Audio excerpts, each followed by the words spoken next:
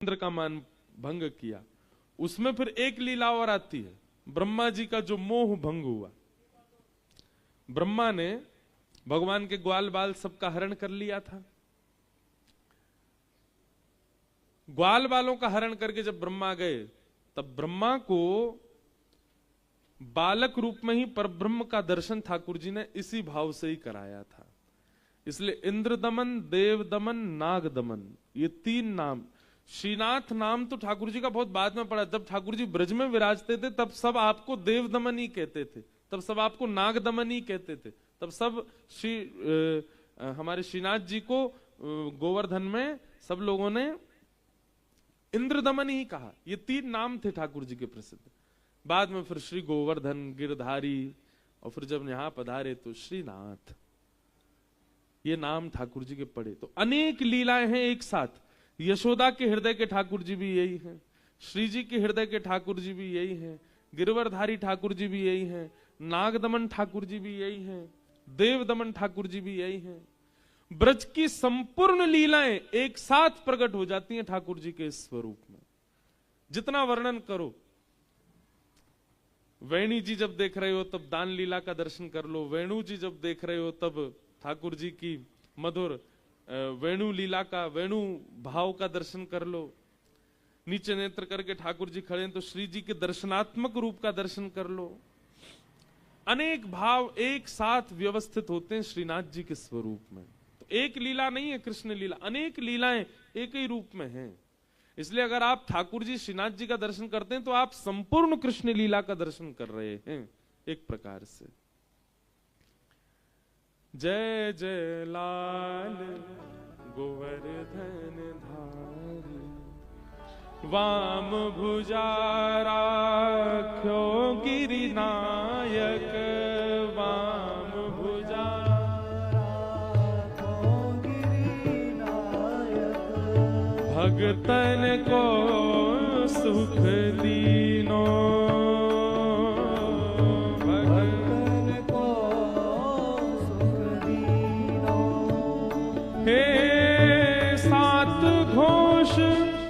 मघवा पचहार्यो, सात घोष मघवा पचहार्यो, सात घोष मघवा पचहार्यो, सात घोष मघवा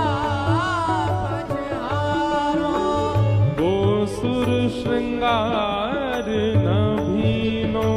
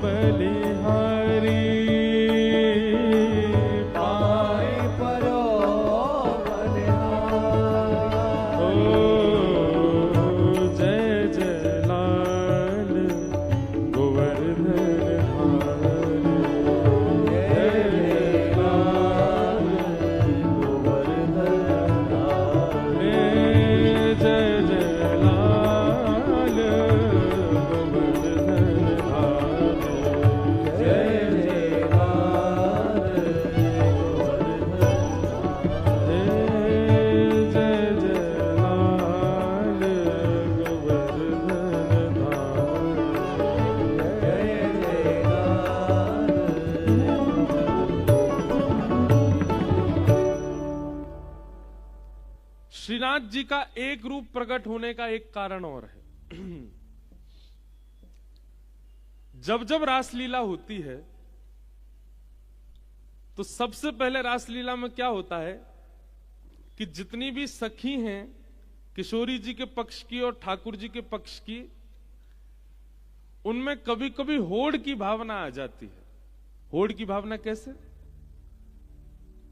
यहां से श्री जी कुंज में से पधारी, यहां से ठाकुर जी पधारे, और जैसे ही नव निकुंज में आते हैं तो यहां श्री जी की जितनी भी सखियां हैं वे सब ठाकुर जी को निहारती हैं, और ठाकुर जी की जितनी भी सखियां वो सब श्री जी को निहारती हैं। और होड़ क्या लगती है? कौन ज्यादा सुंदर लग रहा है। सब सखियां बात करती हैं, अरे देख रहे हो ये ठाकुर जी के कानन के कुंडल फीके लग रहे हैं, हमारी श्री जी को देखो कितने बढ़िया लग रहे हैं। और ठाकुर जी के पक्ष की सब गोपियां क्या कहती हैं? श्री जी भले ही गुलाबी चुनरी ओढ़ के आई है, पर हमारे लाला के कारी कमरी के आगे सब फीको सा है जाए, हमारे लाल जी ज्यादा प्यारे लग रहे हैं। और ये परस्पर होड़ कभी कभी इतनी ज्यादा हो जाती है कि इस होड़ के कारण सेवा भी होड़ से ही होती है। कई सखियां तो गुप्तचर बन के जाती हैं और श्री जी के कुंज में जाके बस निहारती हैं, आज श्री जी क्या धारण कर रही हैं, वहां से बढ़िया लाल जी को धारण कराएंगे। श्री जी कछु धारण कर रही हैं, आज श्री जी ने कुंदन को श्रृंगार धारण कियो, तो सब सखी देख देख के चली जाएंगी, दौड़ के जाएंगी, लालन आज श्री जी कुंदन को श्रृंगार धारण कर रही हैं, ऐसा श्रृंगार धारण करना है कि कुंदन फीको लगे। अब सखियन की तो होड़ है, पर शामा शाम को ये पीड़ा दे। किशोरी जी और ठाकुर जी को तो कैसा भाव है, अगर श्री जी ज्यादा सुंदर श्रृंगार करके आई हैं तो वे आकर के निकुंज में आकर के वह श्रृंगार को उतार उतार के ठाकुर जी को पधरा दें कि लाल जी ज्यादा सुशोभित हों, और लाल जी अपना श्रृंगार उतार के श्री जी को पधरा दें। पर सखियन की ये होड़ पूरी नहीं होवे।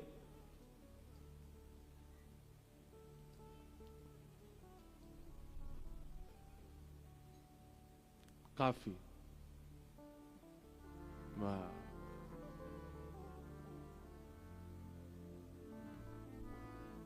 कई लीलान में मैंने कथन में सुनाई भी है, ये सखी और सखा जो है कहा, ये आपस में बड़े ऐसा भाव कर दें कि कौन ज्यादा सुंदर लग रहा है। एक दिन श्री जी और ठाकुर जी दोनों निकुंज में विराज रहे, सब लोग ध्यान से सुनियो। सेज पर बैठे हैं और सामने सबरी सखी समाज बैठी है। जहां सखाओं का प्रवेश नहीं है समझो वो निकुंज है। निकुंज में जब ठाकुर जी लीला करते हैं तो वहां सखा भी नहीं जाते, वहां केवल सखी। ठाकुर जी की भी सखियां हैं और किशोरी जी की भी सखियां हैं। ठाकुर जी की सखियों की अग्रगण्या कौन है? यमुना जी।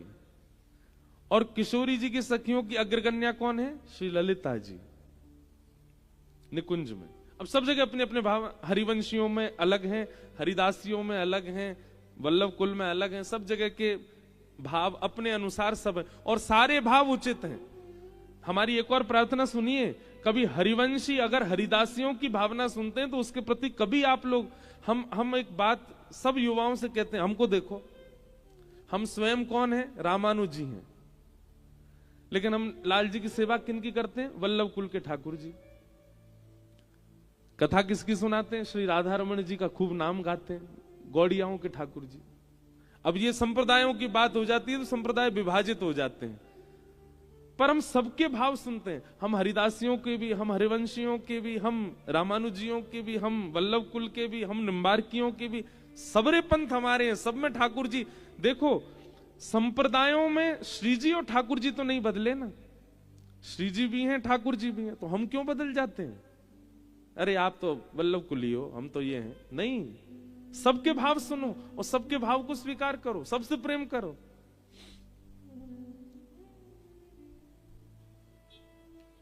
हमारा तो कभी कभी ऐसा भाव रह जाए कि आगे चल के हमारे परिवार में जब लोग बाग ज्यादा रह जाएंगे, हम तो सबरे संप्रदाय ने घर में रखेंगे। ये हरिदासी, हरिवंशी, वल्लभ कुली, रामानुजी, निम्बार की, और सबके भाव सुनो, सबके भाव एक से एक अद्भुत हैं। तो कहीं पर ललिता जी प्रधान है, कहीं पर विशाखा जी प्रधान है, हमारे वल्लभ कुल में यमुना जी प्रधान है। तो ठाकुर जी की सखियां कौन है? उनकी अग्रगण्या कौन है? यमुना जी। और किशोरी जी की सखियों की अग्रगण्या है श्री ललिता जी। आज सुंदर सेज पर ठाकुर जी और किशोरी जी दोनों विराज रहे हैं। इन दोनों में कभी प्रतिस्पर्धा नहीं आवे। ये तो एक दूसरे को देख करके यों और विचार करें कि अगर ये ज्यादा सुंदर लग रही है तो मैं इनको और सुंदर बना दूं, और किशोरी जी को लगा ठाकुर जी सुंदर लग रहे हैं तो इनको और सुंदर। उनमें प्रतिस्पर्धा नहीं, पर सखियों में आ जाती है कौन ज्यादा सुंदर लग रहा है। बेसर कौन की अतिनी की, गाओ बिना तबला के गाओ। बेसर कौन की अतिनी की, बेसर कौन की अतिनी की। होड़ परी प्रीतम और प्यारी, होड़ परी प्रीतम और प्यारी, अपने अपने जी की, अपने अपने जी की। बेसर कौन की अतिनी की, बेसर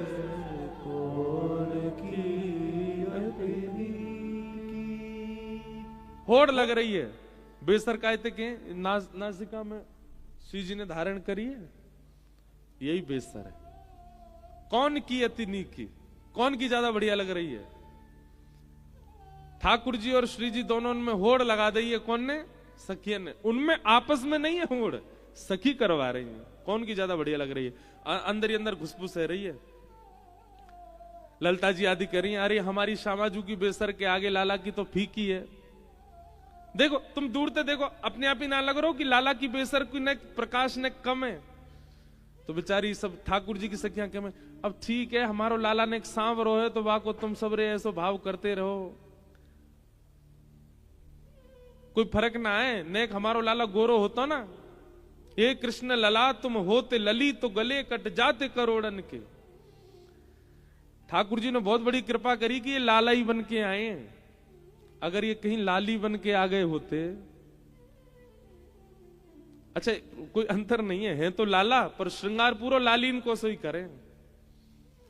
हमारे लाला को लाली बनना बहुत अच्छा लगे। अब मैं कल कथा में, अब तो कहे नहीं कर, बेसर पहन के बैठ जाऊं कितना विचित्र लगूंगा है। आप लोगन की चल जाए तो पहनाऊ दोगे? अच्छा ये वाले उत्सव में तो नहीं, पर प्रथम उत्सव हुआ था ना जब लाल जी का, तब हमको चुनरी पहनाई थी लाल जी की आरती में। हमारे पीछे कई नाथद्वारा के वैष्णव बोले, महाराज जी मेहंदी रचवाओ, हाथन में कड़ूला पहनो, पामन में पायल पहनो, तब आरती स्वीकार होगी। मैंने भैया हाथ जुड़वाए लो, मन से यशोदा बन जाऊंगो, श्रृंगार ते बनगो तो भिंडलासी दिखूंगो। सब कहेंगे देख गोबर चोटी डोल रही है। लेकिन हमारे लाला को संकोच ना हो भाई। महाराज कुंडल भी अनेक प्रकार के पहने ठाकुर जी, एक एक कुंडल यहां, फिर एक कुंडल एक ऐसा पहने ठाकुर जी, वो यहां से पूरे पीछे ऐसे घूम के जावे, यहां पहनेंगे, फिर इनमें ऊपर भी धारण करेंगे, फिर इन सबन को धारण करेंगे, फिर आगे ऐसे मकराकृत धारण कर लेंगे, यहां चुबुक धारण करें, यहां पे नथ बेसर पहनेंगे, गरीन में खूब सारे हार पहनेंगे, हाथन में कड़ूला, एक ते काम ना चले, खूब सारे पहने, यहाँ पे चुटीला धारण करेंगे। बिल्कुल श्री जी को इसमें भाव क्या है? हम आरसी क्यों दिखाते हैं ठाकुर जी को? जब आरती होती है तो वंशी जी पधराने के बाद, वेत्र जी पधराने के बाद ठाकुर जी को आरसी क्यों दिखाते हैं? मैंने कथाओं में बताया है, ठाकुर जी का जो श्री अंग है ना वो ठाकुर जी हैं, और ठाकुर जी का जो श्रृंगार है वो श्री जी हैं, वो किशोरी जी हैं। सिर के मुकुट से लेकर के पैरन के नख की पायल तक सब कछु श्री जी हैं। तो ठाकुर जी आरसी में यों देखें, आज मुंह पे श्री जी ने कितनी कृपा करी, कितनी आई है मेरे ऊपर, कितनी माला आई है, कितनों मुकुट आए हो, कितने कुंडल आए हैं, कैसी श्री जी मुंह पे कितनी शोभायमान है रही है। नेक मुकुट दिखाओ तो तब ठाकुर जी को आरसी दिखाई जाए। तो पहले आरसी ठाकुर जी को दिखाई जाए, ठाकुर जी रज रज के देख लें, फिर रज के देखने के बाद फिर ठाकुर जी अर्चक से, मतलब जैसे हम अर्चक हैं तो हमसे कहेंगे नेक तू देखियो कैसा लग रहा हूं मैं, तो फिर एक बार देख फिर हम देखेंगे, तो देख के कहेंगे लाल जी बहुत जोर के लग रहे हो, वो नेक दूर ते और दिखा, फिर दूर ते दिखाते हैं, देखो लाल जी वो बढ़िया लग रहा हूं, बोला हाँ अब आरती कर मेरी। तो ठाकुर जी जब प्रसन्न हो जाते हैं कि हाँ श्री जी खूब आई है मुंह पे, कई बार देख के लगे इतनो श्रृंगार, इतनो भारी श्रृंगार छोटे से ठाकुर जी को, जितनो भारी श्रृंगार उतने ठाकुर जी प्रसन्न हो, वाह आज श्री जी बड़ी रीझी है मुंह पे, देखो कैसी आई है ऊपर से नीचे तक भरी भई है। तो श्रृंगार जो है वो श्री जी है और रूप जो है वो ठाकुर जी है। और ठाकुर जी आरसी में अपने ऊपर श्री जी कितनी पधराई गई हैं वही को देखें, एक एक माला को ठाकुर जी गिने, उतने प्रसन्न हूं मैं बस।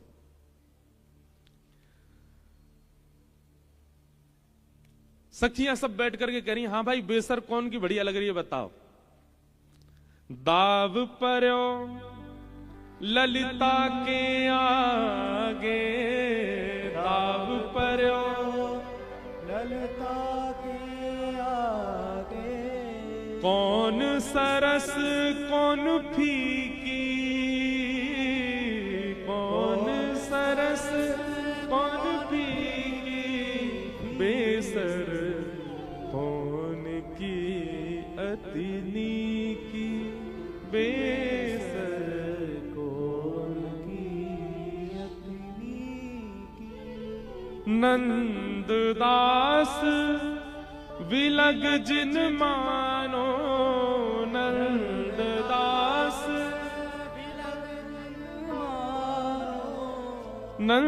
नंददास विलग जिन मानो, नंददास विलग जिन मानो, कछु नेक सरस लली की बेसर, कछु नेक सरस कौन की अतिनी की बेसर, कौन की अतिनी की। ललता जी पे दाव आयो, आप बताओ कौन की ज्यादा बढ़िया लग रही है। तो सन्मुख बैठ करके ललता जी देख रही, ललता जी बोली ने पास आके देखूंगी। सो कहा भयो प्रिया प्रियतम दोनों बैठे हैं, दोनों के बीच में ललता जी बैठ गई और बिल्कुल मध्य में बैठ के अब ठाकुर जी यहां श्री जी यहां। अब ललता जी ऐसे देख रही हैं, ठाकुर जी की मुख की ओर देखें, अब दिखाओ पास से दिखाओ अपनी बेसर। तो ठाकुर जी ऐसे दिखा रहे हैं और फिर पीछे मुड़ करके श्री जी की देखें तो श्री जी भी अपने दिखा रही हैं। ललता जी ने जैसे ही ठाकुर जी की बेसर देखी, ललता जी के नेत्र सजल है गए, क्योंकि ठाकुर जी की बेसर अद्भुत लग रही है। जैसे ही नेत्रन में अश्रुबिंद देखे ठाकुर जी समझ गए इनको मेरी बेसर बढ़िया लग गई है, और कहीं इनने मेरी प्रशंसा कर दी तो कहीं श्री जी मान नहीं कर जाए। तो ललता जी मध्य में बैठी हैं, तो ठाकुर जी ने ऐसे गलवैया डाली ललता जी के ऊपर, और ललता जी के ऊपर गलवैया डाल के अपनी उंगली ते ऐसे उनके कंधा पे खुजान लगे, और मानो जैसे इशारों कर रहे हूं, बोले मुझे पता है लगी तो बढ़िया मेरी रही है, पर बड़ाई श्री जी की करी हूं, श्री जी की प्रशंसा करी हूं। ये भी एक परस्पर प्रेम है श्री जी और ठाकुर जी को, कि अगर ठाकुर जी को कोई चीज प्रिय लग जाए तो ठाकुर जी ये चाहे कि प्रशंसा श्री जी की हो, चाहे कैसो भी मेरो भाव मेरो श्रृंगार कितना सुंदर हो, प्रशंसा श्री जी की करो। कई लोग ठाकुर जी के सामने जामे, अरे लाला बड़े प्यारे लग रहे हो, बलिहारी जाऊं कितने सुंदर लग रहे हो, ठाकुर जी कह रहे हैं मेरी मत करे, श्री जी की कर। लाडली जी को गुण मुकु बता। कोई बिहारी जी जाए और बिहारी जी जाके कहे, अरे ठाकुर जी आप तो चोखे लग रहे हो, पर श्यामा जी आज हमारी बरसाने में ऐसे रंग में विराज रही हैं, ऐसी सुंदर लग रही हैं। ठाकुर जी खड़े खड़े प्रसन्न रह जाते होंगे, वाह भैया असली दर्शनार्थी तू आयो, यहाँ आके श्री जी को यश सुना रहो है, यहाँ के श्री जी के भाव सुना रहो है। ठाकुर जी के सन्मुख ठाकुर जी के भाव सुनाने से ठाकुर जी इतने प्रसन्न ना हो, श्री जी के भाव सुना। तो ललिता जी बोली भैया देखो श्रृंगार सबरो सुंदर है, श्रृंगार बहुत मधुर है, पर कछु एक सरस लली की बेसर। का कही बोले बेसर दोनों की सुंदर है, पर नेक ज्यादा सुंदर हमारी श्री जी की है। और ये सुन के ठाकुर जी तो खड़े हो गए, बोलो जय हो हे श्यामाजू, आपके श्रृंगार के आगे आज मैं हार गए हो, आप तो बड़ी सुंदर लग रही हैं। सब सखी जय जयकार करने लगी, वृषभानु दुलारी की जय, किशोरी जी की जय हो, हमारी लाडली की जय हो। पर श्री जी को श्रम हो गया, श्री जी उदास हो गए। क्यों? यहां लाल जी चाह रहे हैं श्री जी को यश हो, श्री जी को यूं लगे कि मेरो यश काय को गा रहे हैं, लाल जी को यश गाओ। ठाकुर जी ललिता विशाखा बोली देखो इतनी प्रशंसा कर दी, फिर वो देखो रूठ गई हैं। ठाकुर जी बोले एक तो इनकी पतो ना चले कब रूठ जाए, मोह तो यूं लगे मेरी प्रशंसा है जाएगी तो नहीं रूठ जाए, अब इनकी प्रशंसा है तो रूठ गई हैं। ठाकुर जी गए, बोले हे श्यामाजू कहा भयो? बोले मोकू ये विलग विलग भाव जो सखीन के चित्त में प्रकट हो, मैं आपके लिए विलग, मेरे काजी विलग, या से मोकू बड़ो श्रम होवे। ये हम दोनों के रूप में, स्वरूप में, लीला में, श्रृंगार में इतनी प्रतिस्पर्धा क्यों करें सब सखी? हे श्याम सुंदर कोई ऐसी योजना बनाओ, बेसर भी एक है जाए,